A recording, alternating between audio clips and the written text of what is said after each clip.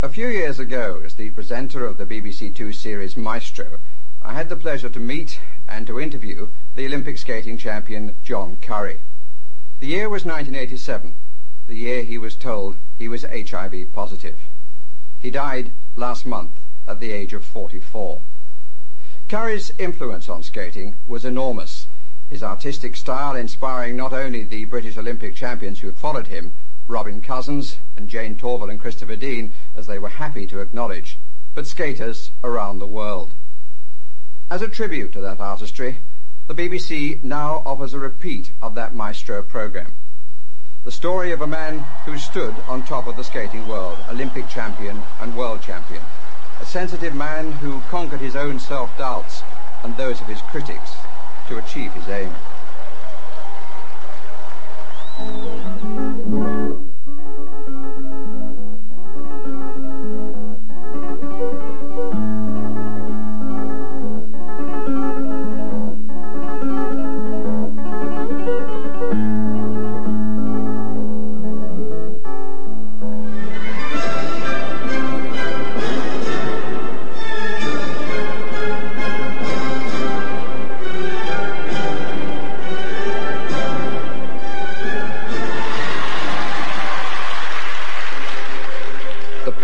His triumphal year, 1976, had been set in the European Championships in Geneva.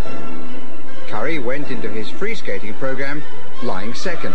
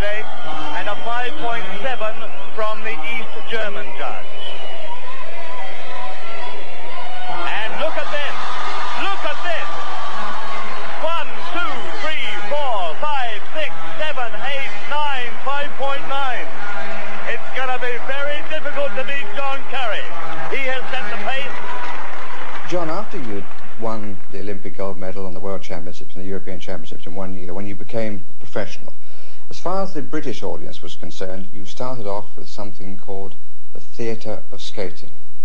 Now, what should we read into that choice of title?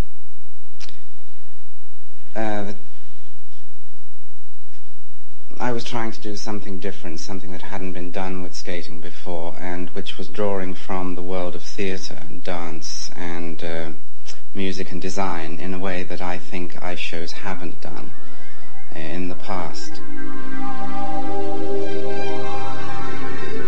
The whole thrust of it was a more artistic, at least I hope it was, a more artistic approach than had been previously attempted.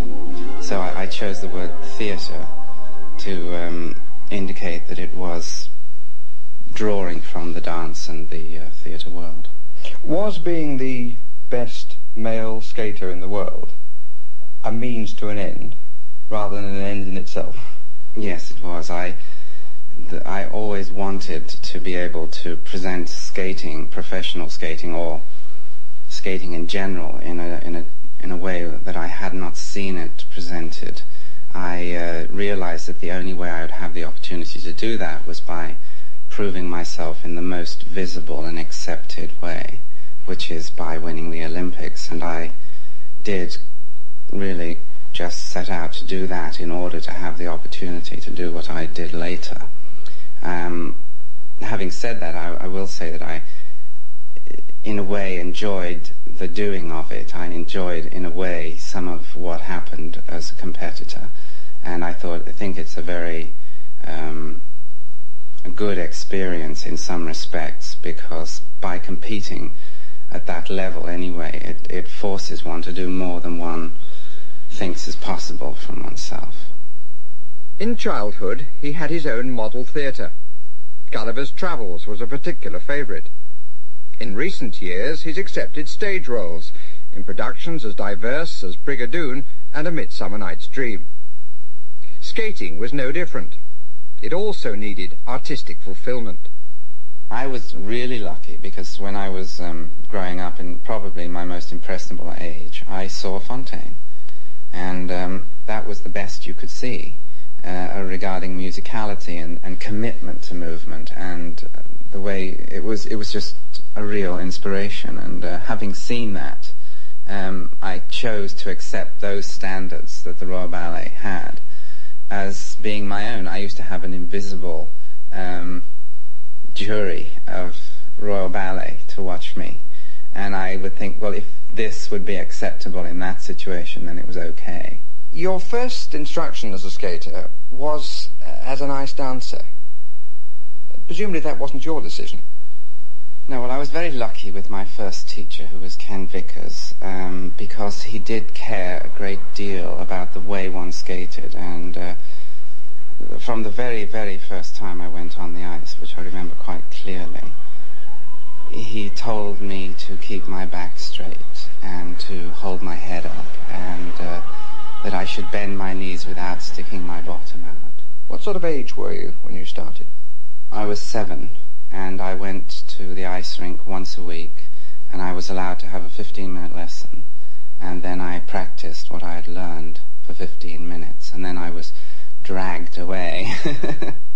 How did this all come about? Well, my father was an invalid, and my brother also, and my mother was very busy, naturally taking care of them in the house. And it just wasn't that easy to find half a day a week to take a child ice skating. There were other things which were much more important to do. But being a good mother, she did, and she also saw that I had proper boots and skates that fitted me from the word go. I had seen ice skating on the television. I saw an ice pantomime from Wembley, and I was very, very captivated by it. The music, I love music. I've always loved theatre of all kinds. I loved it was like dancing, and yet it had a freedom and a special magic which I had never seen in dancing.